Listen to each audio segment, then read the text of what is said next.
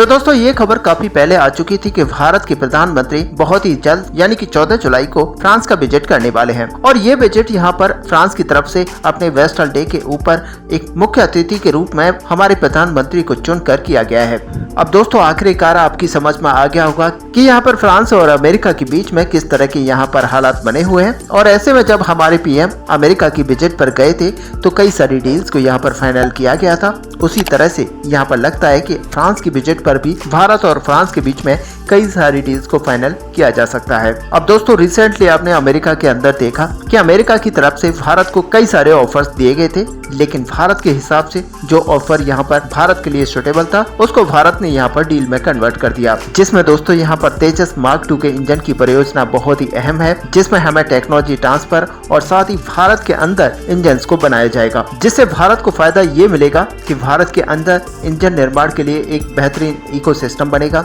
साथ ही हमारी जो प्राइवेट कंपनियां हैं उनको यहाँ पर सीखने को मिलेगा और हमारे लोगों को यहाँ पर रोजगार मिलेगा। और दोस्तों सच मानिए कि अब इसी तरह की चीज फ्रांस के अंदर होने वाली है। तो दोस्तों क्या है पूरी खबर आपको विस्तार से बताएंगे, आप वीडियो में एंड तक बने रहिए। साथ ही अगर हमारे चैनल को अभी तक सब्सक्राइब नहीं किया है तो चैनल को सब्सक्राइब कर लीजिए ताकि सबसे पहले हमारी वीडियो आप तक पहुंच पाए। तो चलिए दोस्तों सीधे चलते हैं वीडियो पर। तो दोस्तों सबसे पहले अगर समझा जाए तो पश्चिमी देशों के बीच में एक यहाँ पर रेस चल रही है कि आखिरकार भारत के लिए यहाँ पर दूसरे नंबर का रसिया कौन बनेगा, अमेरिका बनेगा या फिर फ्रांस बनेगा। वैसे दोस्तों अगर पश्चिमी देशों की बात की जाए तो इन दोनों देशों के अलावा और कोई तीसरा ऐसा देश है भी नहीं जो कि भारत के लिए रसिया बन सकता है। हालांकि बड़ी बात यह है कि इनके चलते भारत के कई सारे फायदे हो रहे हैं और भारत को कई बड़ी डील्स यहाँ पर मिल पा रही हैं जो कि पिछले समय में यहाँ पर संभव नहीं थी। और दोस्तों यही आपने तेजस मार्क 2 के लिए देखा, जहां जी कंपनी भारत के तेजस मार्क 2 के लिए 99 इंजन्स को बनाकर तैयार करेगी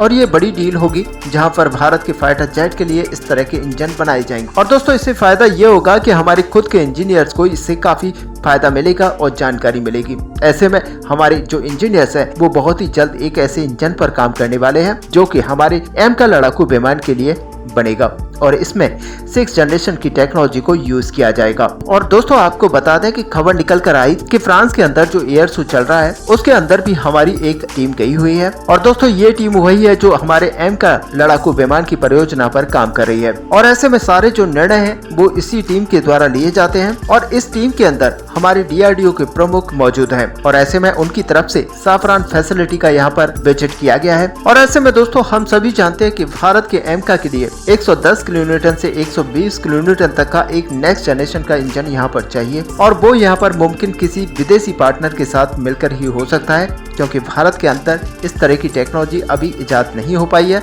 और ये बड़ी बात है कि भारत अमेरिका, फ्रांस या फिर ब्रिटेन के साथ इस तरह की डील को करना चाहता है। और इस डील में खास बात ये रहेगी कि भारत यहाँ पर न केवल टेक्नोलॉजी ट्रांसफर को कराना चाहता है बल्कि IP राइट्स के साथ टेक्नोलॉजी ट्रांसफर कराना चाहता है, जिससे कि आने वाले समय में हम इस इंजन को अपग्रेड कर पाएं और आने वाले समय में अगर दूसरे देशों को इसको एक्सपोर्ट करने की जरूरत पड़ती है तो भारत बिना किसी देश की इजाजत के इसको एक्सपोर्ट कर पाए। हालांकि दोस्तों आपको बता दें कि भारत के साथ मिलकर फ्रांस कई सारी डील्स को यहाँ पर करने की तैयारी कर रहा है और ऐसे में यहाँ पर साफरान इंडिया की तरफ से ये न्यूज निकल कर आई थी कि भारत के अंदर साफरान बड़ी मात्रा में लोगों की भर्तियां कर रहा है, जो कि किसी एक फील्ड में नहीं बल्कि सारे फील्ड्स में की जा रही है। और सबसे बड़ी बात यह होगी कि भारत के लोगों को यहाँ पर सबसे ज्यादा रोजगार आज साफरान की तरफ से दिया जा रहा है। और दोस्तों इन सारी चीजों के मुताबिक समझा जा सकता है कि आखिरकार भारत और फ्रांस के बीच में किस तरह के रिलेशंस बन चुके हैं और अब भारत और फ्रांस मिलकर एक ऐसे इंजन को यहाँ पर बनाने वाले हैं जो कि कम से कम 120 किलोन्यूटन की थ्रस्ट जनरेट करने में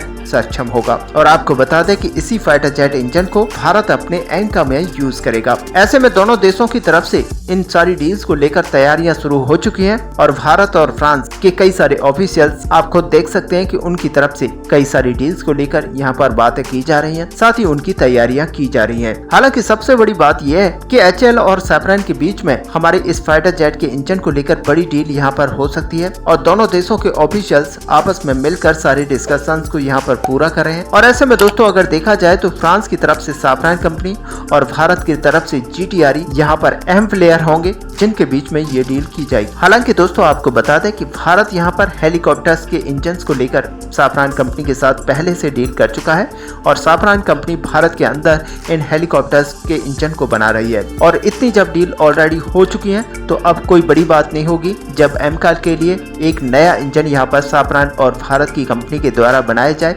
जिसकी की थ्रस्ट करीब 120 किलोन्यूटन की रहेगी। और ऐसे में दोस्तों अगर देखा जाए तो भारत अपने स्वदेशी इंजन को बनाने के बहुत ही करीब आ चुका है। ऐसे में दोस्तों आपका इस पूरे टॉपिक को लेकर क्या व्यू है, आप अपना व्यू हमें कमेंट पर लिखकर बता सकते हैं। साथ ही वीडियो को लाइक और शेयर करना ना भूलें। मिलते हैं नेक्स्ट वीडियो में, तब तक के लिए जय हिंद।